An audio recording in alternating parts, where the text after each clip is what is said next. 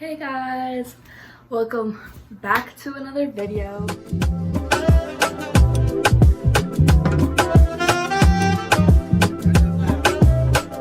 Girl is back once again.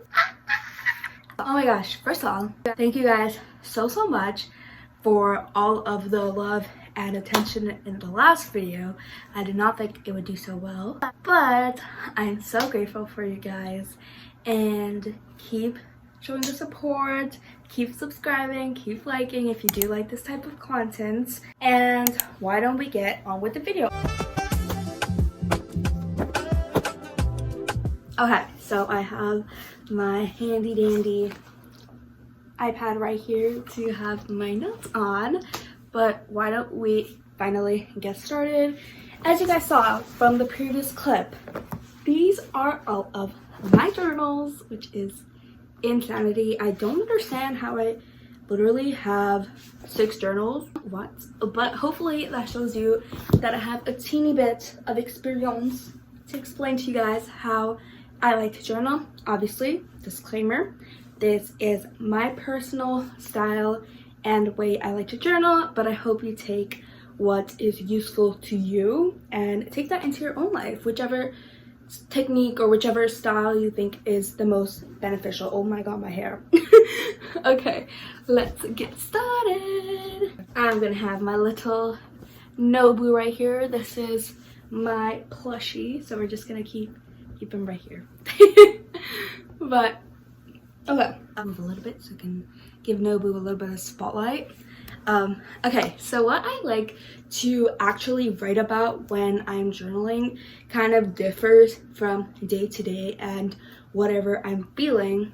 But first and foremost, I like to have like a structured journal which has my prompts in it, and it's an easy check. I do it every single day at night.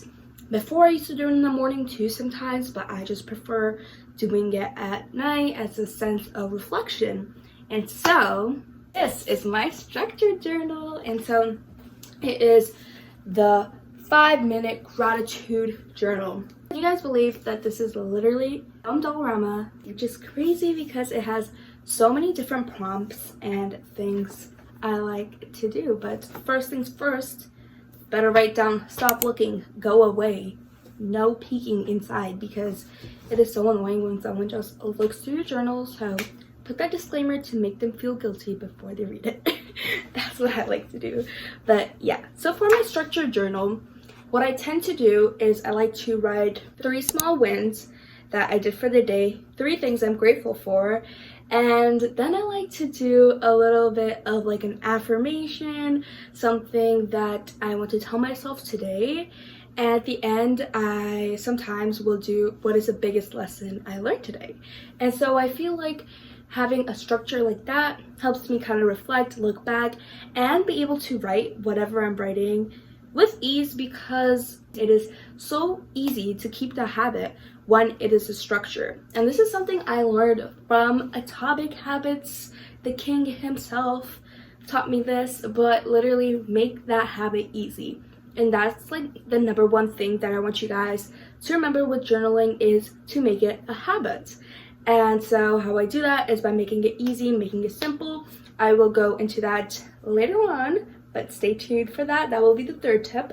But that is it for my structured journaling. I have other journals, as you guys already saw. So these are my plain journals where I like to do free writing, like blank pages. I do drawings in it, I do writings in it, I write stuff, you know, everything goes in there, even photos, pictures, things like that. So it could even be a form of scrapbooking as well. But I really like the idea of free writing because you can express yourself a lot better no matter what the situation is. And so I tend to like to do this type of writing when I am like on a random stroll at the park, like I always tell you guys. So I bring my journal with me, and I just like to like focus on my 5 senses. So something that I am starting to do now is journaling my 5 senses. So one day I went to the park. I'm gonna read out my entry that I wrote, but okay, so this is the journal that I actually use. As you guys can see, it is literally like a normal notebook, and so I hope you guys realize that it doesn't need to be anything fancy, and you can start from literally just having paper and pen, you know, which you all have at your house. So let me read you what I wrote down about my senses. This was on May 18th, a random day at the park. Let's talk a little bit about my 5 senses. I hear kids screaming, talking, and crying. I hear the seesaw and people talking in the distance. I hear bikes. I hear bird noises. I can smell fresh flowers, and summer's coming, which is dramatic, but that's what I feel. I feel the cool wind breeze, the tingling bugs feeling on my head, a hard bench that I'm sitting on. I see beautiful green trees, kids at the playground running, sitting on benches, teen boys riding bikes, so on and so forth. As you guys can see, I don't need to keep going on, but that is basically the idea of free writing, is writing literally whatever is on your mind. I like to do it when I am angry and I don't want to be, what is the word? Like, I don't want to be impulsive in the situation and make someone else get hurt. So what I like to do is journal out my feelings at that moment. And so I can get it out, but I'm not hurting someone else. And so that is something that helps me a lot. I also like to write letters. So letters is a really big form of journaling, which I don't think people tend to think about a lot of the times.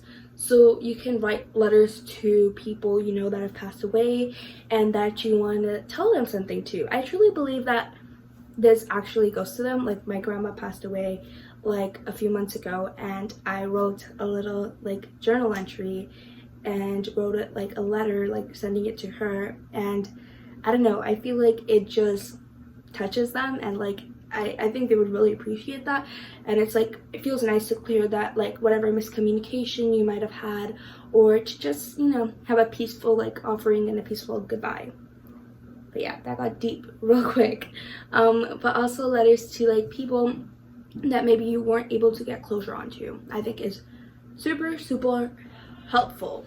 One other thing which I found really helped me in terms of letter wise was writing a letter to my child self.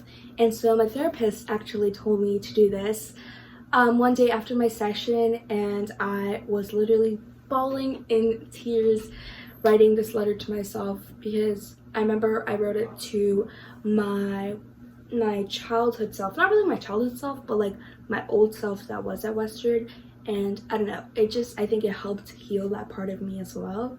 But yeah, give it a try. Honestly, it's kind of crazy, but even if it's not, like, don't put that expectation on yourself. It's whatever experience you have, but I think it's a really good and healing experience kind of to try out, you know. But yeah, I'm not going to share that because that is literally going to make me stop right now. But so I also like to do a little like reflective journal sometimes. I'm sure you guys like tend to reflect on your birthday, or you tend to reflect when it's like a new school year or you're graduating. And so I like to do that, but I like to do it on paper so that I can look back at it. I can kind of see all the things that I completed, like bucket list kind of wise. So I remember writing one for senior year and seeing all the things that I accomplished, all the things that were different than what I thought would be. It's just really cool. And I also love doing it for my birthday because it helps me just reflect on the rest of my years, which is pretty self-explanatory, as you guys know. But yeah, and so I showed you guys all my journals. So I have my gratitude journals, I have my self-expression journals, my letters that I like to do. Yeah, that is what I like to do. And obviously you don't need a separate book for each one. Literally you can do it all in one book. I just like to have one separate one for my structured and one separate one for my free writing, and the rest are all like past journals which I have used, which I like to keep because it is really nice to look back at your old entries and your journal, just how you felt in the back. But yeah, moving on to the second thing on today's list. Okay, so now on to the second thing. I'm a little up close and personal with you guys. Sorry about that jump scare, but second thing is what time and place to journal at. So like I was saying before, you just want to make it easy for yourself. I tend to be a lot more busy and not really have a structured routine, more so in the morning than at night, because I like to sleep early. I have my night routine in check, and so journaling comes super easy to me during the night, and you do whatever you like, obviously. And so I have my whole skincare routine I like to do, literally 3 steps. Then I journal, I read, maybe watch some ASMR TikToks, and then go to bed. So do it anytime, any place you want to do it, but keep it simple, keep it easy. That's all the tips I got for the second one. Okay, and on to tip number 3. Where did it? 3. Make it easy, make it a habit. So like I was saying before, according to like Atomic Habits, which I'm not gonna literally quote right, but this is what I learned from it, and if you guys do want to know more about it, I will link down the book down below. I think it's a really good read.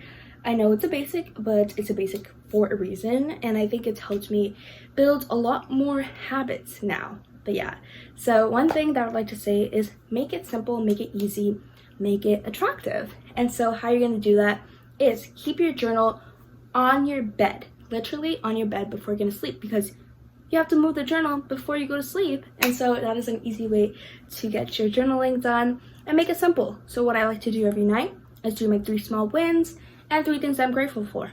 Maybe if I'm feeling a little spicy, I'll do a little affirmation. I'll do a, oh yeah, I'm a sexy queen, you know? Or like, yeah, I'm confident. I love myself just the way that I am. I love my body and my personality.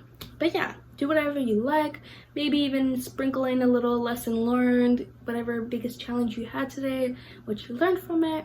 But yeah, it can be super simple, and that is honestly what lets me even keep this habit in the first place, because it's super hard to, I think, do like a free writing like every single night, like just doing non-structured, because that made me feel super hard to complete a whole page at night, because sometimes I'm just like super tired and want to go to sleep.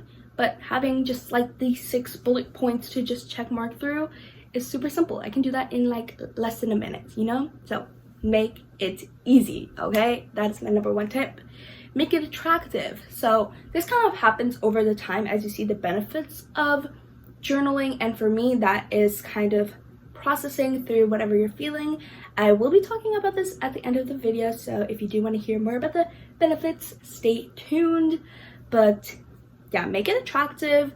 So maybe give yourself a reward, maybe even have like accountability partner, and maybe you guys will say your 3 wins or your 3 things you're grateful for to each other. Like me and my sister do that to each other sometimes, or me and my brothers. So yeah, I think it's really easy and actually a really good thing to do it with other people, so you can get a sense of positivity into your life for both of you guys. But yeah, okay, so moving on to the last part of this video, which is the benefits I see from journaling.